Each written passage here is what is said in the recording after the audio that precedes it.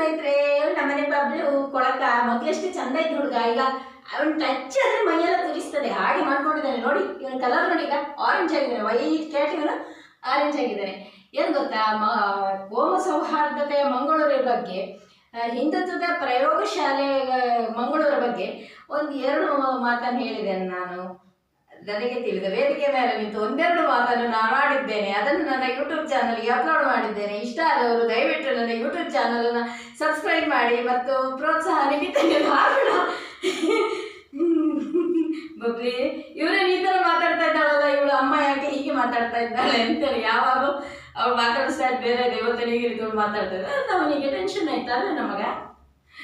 Okay, ಬಾಯ್. ನಾನು ನಿಮ್ಮ ಮಗಳ ಅನಂತಲಕ್ಷ್ಮಿ. ಇವತ್ತು ನಾವು ನಮ್ಮ ಮಂಗಳೂರು ವಿಷಯವನ್ನು ನಾನು ಮಾತಾಡ್ತೇನೆ.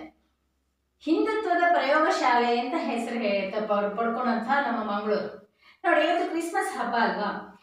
ಒಬ್ಬರು ಚರ್ಚಿನ, ಯಾವುದೊಂದು ದೊಡ್ಡ ಚರ್ಚಿನ ಫಾದರಿಗೆ ಮೀಡಿಯಾದವರೊಬ್ಬರು ಕೇಳ್ತಾ ಇದ್ರು ಮೈಕ್ ಹಿಡ್ಕೊಂಡು.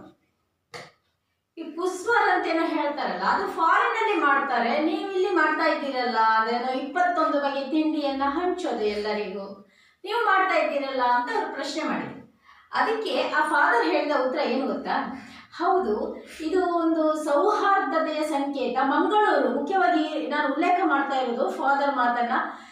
ನಮ್ಮ ಮಂಗಳೂರು, ಮುಖ್ಯವಾಗಿ ನಮ್ಮ ಮಂಗಳೂರು ಸೌಹಾರ್ದತೆಗೆ ಹೆಸರುವಾಸಿಯಾದ ಊರು ಅಂತ ಹೇಳಿದ್ರು ಅವರು.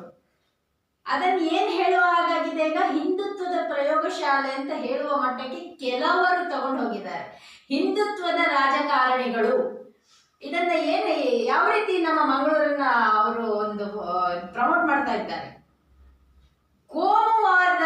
ಕೋಮುವಾದಿಗಳ ನಾಡು, ಕೋಮುವಾದಕ್ಕೆ ಪ್ರಚೋದನೆ ಕೊಡುವ ಮಾತುಗಳು. ಈಗ ಕಾಂಗ್ರೆಸ್ ಗೌರ್ಮೆಂಟ್ ಅದೇನೋ ದ್ವೇಷ ಭಾಷಣಕ್ಕೆ ತಡೆ ತಂದಿದೆ ಅಂತ ಹೇಳ್ತಾರೆ ಅಲ್ವಾ.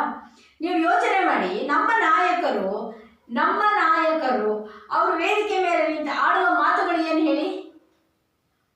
ನಾನು ಅದನ್ನು ಹೊಸದಾಗಿ ಉಲ್ಲೇಖ ಮಾಡಬೇಕಾಗಿಲ್ಲ. ಅಷ್ಟು ಮಕ್ಕಳು ಮಾಡ್ಕೊಳ್ಳಿ, ಇಷ್ಟು ಮಕ್ಕಳು ಮಾಡ್ಕೊಳ್ಳಿ, ಹಾಗೆ ಮಾಡಿ ಹೀಗೆ ಮಾಡಿ, ತಲವಾರು ಹಿಡಿರಿ, ಕತ್ತಿ ಹಿಡಿರಿ, ಇದನ್ನೆಲ್ಲ ಯಾವ ಚರ್ಚಿನ ಯಾವ ಪಾದ್ರಿಗಳು ಇವತ್ತು ಹೇಳಿಲ್ಲ. ಅರ್ಥ ಆಯ್ತಲ್ವಾ? ಅವರು ಹೇಳಿದ ಏನು ಹೇಳಿ, ಅದು ಎಷ್ಟು ಒಂದು ಖುಷಿ ಆಗ್ತದೆ ಅಲ್ವಾ ಕೇಳುವವರಿಗೆ. ಇದು ಸ್ವಾಭಾವಿಕವಾಗಿ ವಾತಾವರಣವನ್ನು ತಿಳಿಗೊಳಿಸ್ತದೆ, ಪರಸ್ಪರರಲ್ಲಿ ಸೌಹಾರ್ದತೆಯನ್ನು ವೃದ್ಧಿ ಮಾಡ್ತಾರೆ ಅಲ್ವಾ. ಅವ್ರು ಹೇಳ್ತಾರೆ ಎಷ್ಟು ಚಂದ ಮಾಡಿ, ನಮ್ಮ ಸೌಹಾರ್ದತೆಗೆ ಹೆಸರಾದ ಮಂಗಳೂರು ಅಂತ ಹೇಳಿದ್ರು ಅವರು.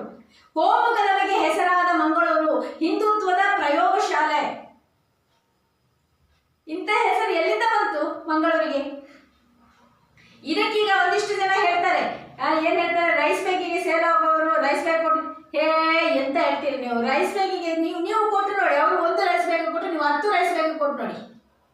ಅವರು ಕೆಲವರು ಈಗ ನೀವೇನು ರೈಸ್ ಬ್ಯಾಗಿಗೆ ಸೇಲ್ ಆಗ್ತಾರೆ ಅಂತ ಹೇಳ್ತೀರಲ್ವಾ, ಅವರಿಗೆ 10 ರೈಸ್ ಬ್ಯಾಗ್ ಕೊಟ್ಟು ನೋಡಿ. ಯಾರಿಗೆ ಬೇಕ್ರಿ? ಮನುಷ್ಯ ನೀರು ಕುಡಿದಾರು ಬದುಕುತ್ತಾನೆ ಅಲ್ವಾ. ಅವನಿಗೆ ಅವನ ಸ್ವಾಭಿಮಾನ, ಪ್ರೀತಿ, ವಿಶ್ವಾಸ, ಅವ್ರ ಜಾತಿ ಹೆಸರಲ್ಲಿ ವಿಂಗಡಣೆ ಮಾಡೋದು, ಬಡವ ಬಲ್ಲಿದ ಅನ್ನೋ ಹೆಸರಲ್ಲಿ ವಿಂಗಡಣೆ ಮಾಡೋದು, ಈ ರೀತಿ ಹಿಂದೂ ಸಮಾಜ ಓಡೋದು ಛಿದ್ರ ಮಾಡಿಬಿಟ್ಟಿದ್ದೀರಿ ಹೌದಲ್ವಾ. ಮನುಷ್ಯನಿಗೆ ಊಟಕ್ಕಿಂತ ತಿಂಡಿಗಿಂತಲೂ ಜಾಸ್ತಿ ಅವನಿಗೆ ಬೇಕಾಗಿರೋದು ಭದ್ರತೆಯ ಭಾವ, ಮತ್ತೆ ಸಾಂತ್ವನ, ಸ್ನೇಹ. ಮನುಷ್ಯ ಯಾವತ್ತೂ ಸಂಘಜೀವಿ, ಜನರ ನಡುವೆ ಇರ್ತಾನೆ. ಒಬ್ಬೊಟ್ಟಿಯಾಗಿ ಕೂತು ಇಷ್ಟು ತಿನ್ಲಿಕ್ಕೆ ಇದ್ದು ಇಷ್ಟು ಇದ್ರೆ ಅವನಿಗೆ ಬೋರ್ ಆಗ್ತದೆ. ಈಗ ತಿನ್ಲಿಕ್ಕೆ ತುಂಬಾ ಇದ್ದವರೆಲ್ಲ ಸಾಯ್ತಾರೆ ಆತ್ಮಹತ್ಯೆ ಮಾಡ್ಕೊಂಡು. ಕೋಟಿ ಆಸ್ತಿ ಮಾಡಿದವರೆಲ್ಲ ಯಾಕೆ? ತಿನ್ಲಿಕ್ಕಿಲ್ಲ ಅಂತನ ರೈಸ್ ಬ್ಯಾಗಿಗೆ ಅವರು ಜೀವತೆ ಕೊಡ್ತಾರ? ಇಲ್ಲ ಅಲ್ವಾ. ಮನುಷ್ಯನಿಗೆ ಒಂದು ಸಾಂತ್ವನ ಬೇಕು, ಒಂದು ಪ್ರೀತಿ ವಿಶ್ವಾಸ ಬೇಕು, ಒಂದು ಸಂಹಿತ, ಒಂದು ಸಮುಷ್ಟಿ, ಒಂದು ನಮ್ಮ ಇದು ಅನ್ನೋದು ಒಂದು ಬೇಕು ಅಲ್ವಾ. ಅದು ಅವರು ಕ್ರಿಶ್ಚಿಯನ್ ಕಮ್ಯುನಿಟಿಲಿ ಅವರು ಕೊಡ್ತಾರೆ. ಅವರು ಬನ್ನಿ, ಯಾವುದೇ ಕಾರಣ ಯಾವುದೇ ಇರಬಹುದು, ನಾನು ಈ ಮತಾಂತರ ಎಲ್ಲ ಇಲ್ಲವೇ ಇಲ್ಲ, ಆಮಿಷದ ಮತಾಂತರ ಇಲ್ಲವೇ ಇಲ್ಲ ಕ್ರಿಶ್ಚಿಯನ್ ಕಮ್ಯುನಿಟಿಲಿ ಅಂತ ಹೇಳ್ತಾ ಇಲ್ಲ ನಾನು. ಇದನ್ನ ಫಸ್ಟ್ ಸ್ಪಷ್ಟವಾಗಿ ಅರ್ಥ ಮಾಡ್ಕೊಳ್ಳಿ. ಮತ್ತೆ ಒಂದು ಮಾತು ಹೇಳಿದ್ರೆ, ನಿನ್ನೆ ಒಬ್ಬ ಯಾರೋ ಏನೋ ಸಿಂಧೂರದ ಬಗ್ಗೆ ಮಾತಾಡ್ಕೊಂಡು ಹುಚ್ಚರಾಗಿ ಮಾತಾಡ್ಕೊಂಡು ಬಂದಲ್ಲ, ಅವನು ಏನೋ ತಿಳ್ಕೊಂಡು ಇನ್ನೇನೋ ಮಾತಾಡ್ತಾನೆ, ನಾ ಮತ್ತೇನೋ ಹೇಳಿರ್ತೀನಿ, ಅವ್ನಿಗೆ ಅರ್ಥವೇ ಆಗಿರಲ್ಲ. ಇದನ್ನು ಆ ರೀತಿ ಮಾಡಬೇಡಿ.